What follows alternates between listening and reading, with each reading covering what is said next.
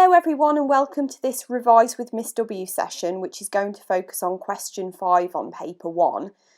Now I'm hoping that you have already watched the video and had a go at this task yourself. But the reason why I'm posting another video is because I've had loads of comments on Twitter and through the channel asking for an exemplar answer for this question. So what I've done is I've popped myself in your shoes and I've given myself 45 minutes to have a go at writing this question. And I have to say, to be honest, it was a struggle and it really did make me think about how difficult your life is going to be in that exam on Tuesday. But I have every confidence that you can do it with the practice and the skills that you've got already.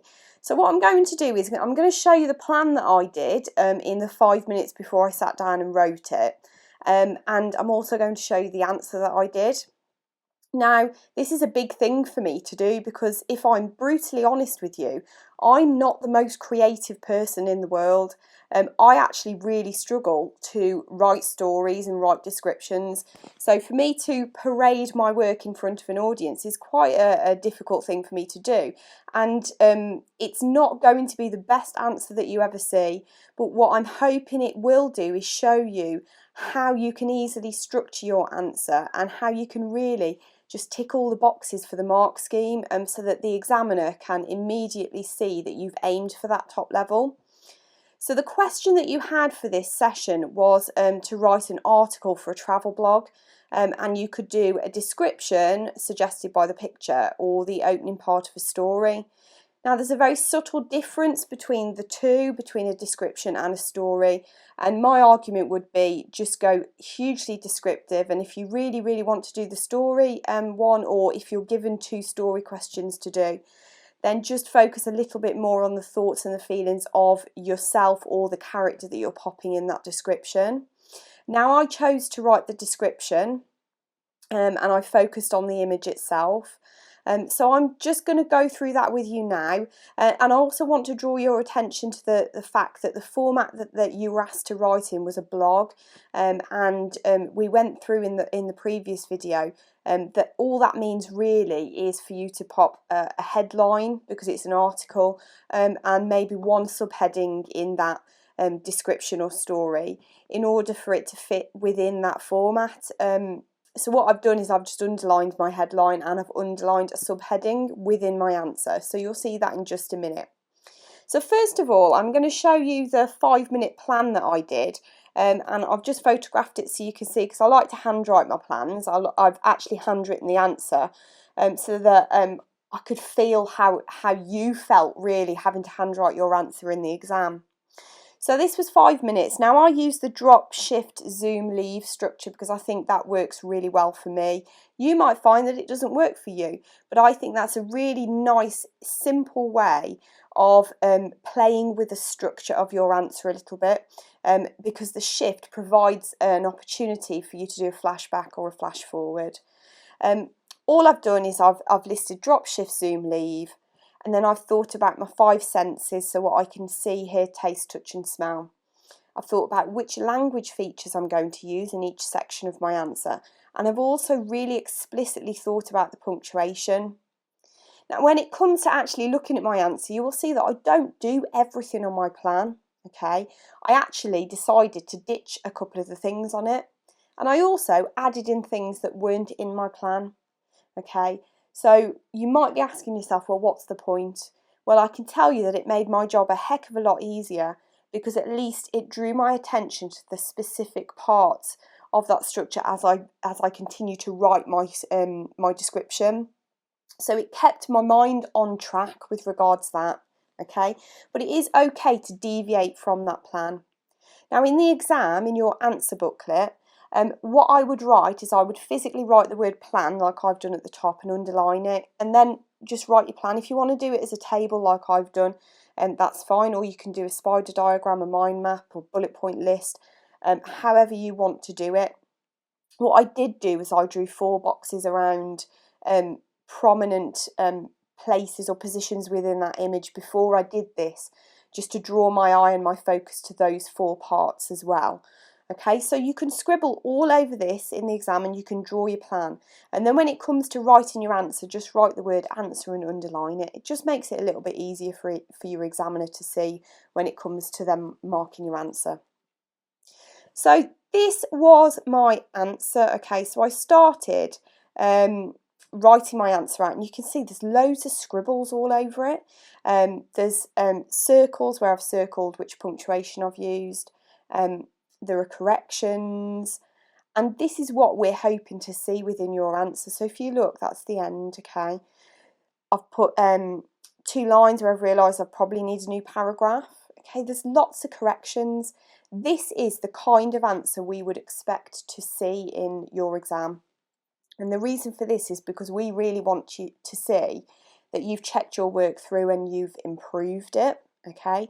There's bits in there that I didn't like, so I ditched out my final answer, scribblings out. It's okay, as long as the examiner can read what you have written and you have explicitly crossed things out, that's fine for you to do that. And it's much better to show the examiner that you have really considered which vocabulary choices you've used, which sentence structures you've used, and which punctuation you've used.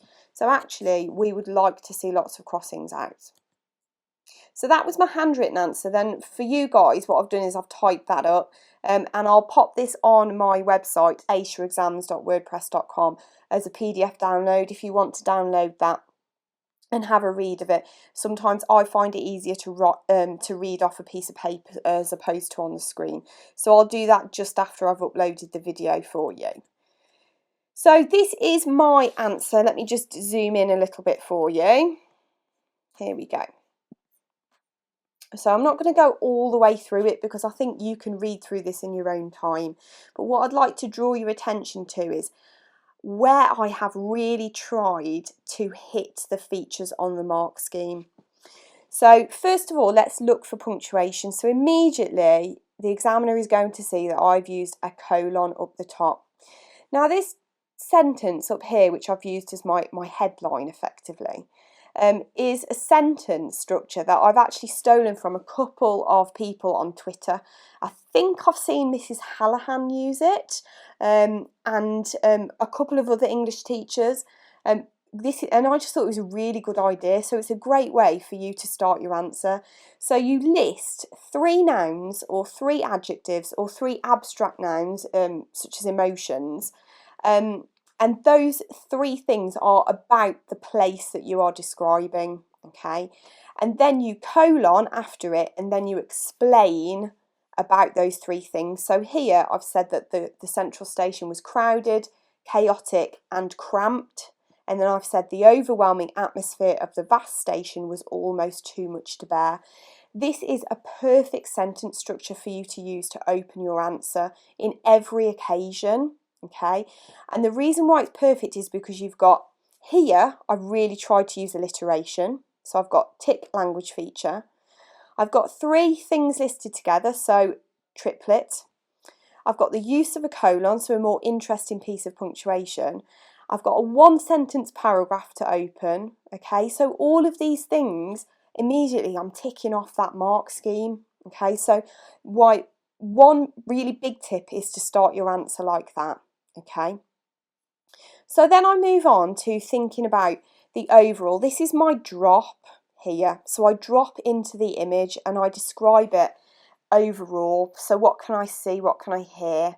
Taste, touch and smell. Okay, you can see that I've used a question mark here. Okay, and it's a really, really simple sentence.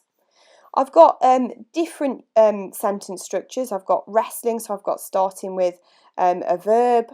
I've got the use of senses, so sipping on freshly brewed coffee. I've got the chatter, so the sounds. I've got what I can see. So all of the senses are within this section, okay? I describe the feel of the cool marble steps, okay? I talk about the swarm, so a swarm of people. So we've got, actually, this is metaphorical obviously, but people being, there's so many people that it feels like a swarm of wasps or bees. Okay, I've got lovely beautiful images, okay, if I do say so myself. what I've tried to do is literally mentally tick off those things in that examiner's mark scheme. So the varied use of punctuation, the varied length of sentence structures, the use of the 5 senses, and interesting vocabulary as well. Okay, now because it's a blog, I really wanted to make sure that there was a subheading in there. So I've popped this subheading here. And what I've done is another tip is to list 3 questions together. So how, where and why. How did we get here? Where had humanity disappeared to? Why was I so alone? So we've got the use of 3 rhetorical questions and a lovely 3-sentence paragraph, but it's a lovely short paragraph there just to break the paragraph lengths to show that we can use varied paragraph lengths as well. Then I move on to my shift. Now this shift I've chosen to do a flash forward, and this flash forward is almost like a dystopian future. So you describe it, you choose a contrast in the atmosphere and you describe it using different verbs, different adjectives, different nouns, okay? Again, varied sentence structure, abandoned and unloved, the vacuous space, filled with life just 2 months ago, cried out for company. I've used dashes here instead of commas. Again, that we call them, well, you could use bracketing commas effectively, but here I've used bracketing effectively. Dashes, you could use brackets as well. It just shows the examiner that you are using a varied, stumble over my words. You are varying your punctuation, okay? So I've used colon, commas, full stop, question marks and dashes so far. I think I might have used a semicolon at the top as well. I've got a hyphen down here. So I've definitely ticked more than 5 types of punctuation. So that's my shift. Then I've zoomed back to my original time, okay, which in essence is a flashback, okay, and I zoom in on one thing. So I've chosen one of my boxes that was on that image, which just happened to be the flag, and I've described that in detail. Now what I've done here is I've hinted at that dystopian future which is about to happen. I've used a symbolism such as the fabric of the flag quivering in the wind, that the golden stitching is fraying, okay, and that the people are like armies of ants. So I've actually used lots of images within this section, this zoom section, to suggest that change is coming. And then finally, in my final section of my answer, I have I've left. So I've left the building, so I exit the building, I go outside. And at this point I use pathetic fallacy to again suggest that that change is coming. Now what I've done at the end of my answer is I've repeated a phrase from the beginning. So I'm just going to zoom back up to the beginning so you can see what I mean. So I said here about, where was it?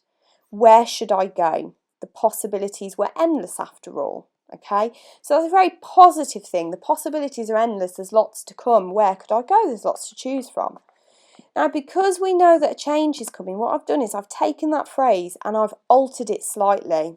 So I've said, where should I go? Few possibilities existed in this altered landscape.